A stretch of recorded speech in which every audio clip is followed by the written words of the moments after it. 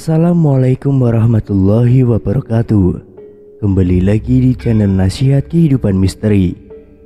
Pada video kali ini, saya akan membahas tentang keunikan-keunikan yang hanya dimiliki oleh suku Jawa.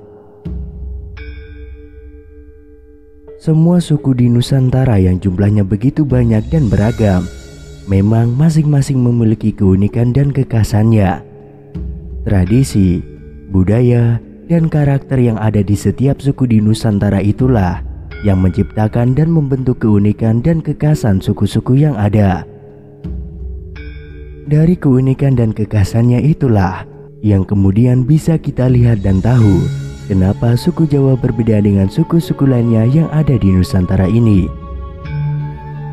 Keunikan dan kekhasannya itu pula yang kemudian membentuk warna-warni suku-suku di Nusantara. Di sini kita bisa lihat sebagai contoh di mana orang Jawa atau suku Jawa memiliki banyak keunikan yang membuat mereka banyak diterima di setiap tempat, terutama pada tempat yang mereka diami. Berikut ini adalah keunikan-keunikan suku Jawa. Yang pertama, kalem dan suka mengalah. Sebagaimana dengan orang Batak yang memiliki suara khas yaitu keras, dan orang Timur yang bernada tinggi, orang Jawa juga memiliki kekhasannya dalam berbicara, lemah dan lembut atau santun. Sifat inilah yang membuat orang Jawa banyak diterima di masyarakat luas. Belum lagi ketika orang Jawanya asli Solo, maka kita akan menobatkannya sebagai sesosok makhluk terlembut di muka bumi ini. Apalagi perempuan Solo yang terkenal sangat sopan dan lembut gemulai.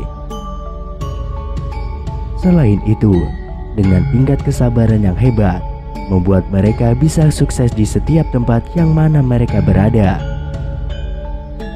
Kesuksesan itu juga disebabkan oleh sikap mereka yang mudah diterima. Dengan bahasa yang lembut, mereka mudah diterima.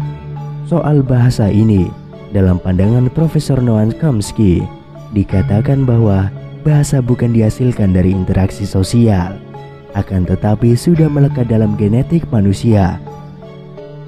Bahasa bukan diketahui karena proses pembelajaran, akan tetapi sudah ada dalam struktur biologis manusia. Hal ini bertolak belakang dengan pandangan umum yang dipegang oleh para filsuf sebelumnya, yang memandang bahwa bahasa itu adalah tabula rasa, yakni sesuatu yang dipahami melalui proses pembelajaran. Yang kedua, ahli dalam membaur. Ketika orang Jawa memasuki lingkungan baru, sebisa mungkin ia akan menyesuaikan diri dengan lingkungan barunya. Sepertinya mereka memiliki keahlian dalam bersosialisasi dengan lingkungan baru. Mungkin ada sebagian kita menganggapnya lain, dan tak jarang juga membuat sebagian yang lain jengkel. Tapi itulah mereka. Dengan begitu mereka akan berbaur dengan cepat dan pada akhirnya diterima di dalam masyarakat. Yang ketiga, super pemalu dan rajanya sungkan. Sifat yang satu ini kadang membuat kita risih. Namun, suka atau tidak suka, sifat ini adalah bentuk dari implementasi sikap sopan kalem. Tapi jangan salah, sikap ini hanya akan mereka tujukan ketika awal perkenalan saja. Ketika sudah akrab, maka mereka sama dengan teman-teman yang lainnya. Namun, tidak jarang juga ada yang konsisten dengan sikap yang mereka satu ini.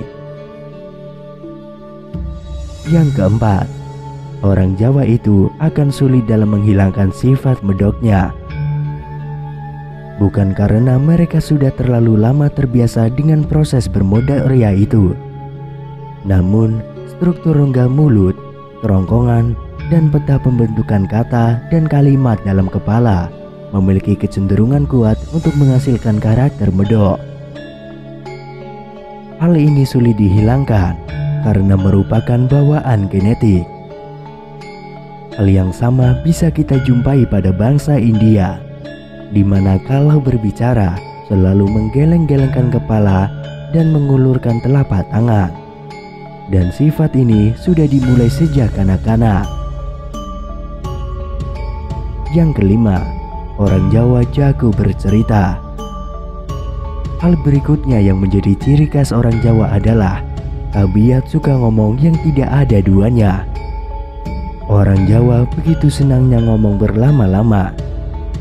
Jika bangsa Jepang kerja dalam 12 jam sehari, maka hal yang sebaliknya terjadi pada orang Jawa.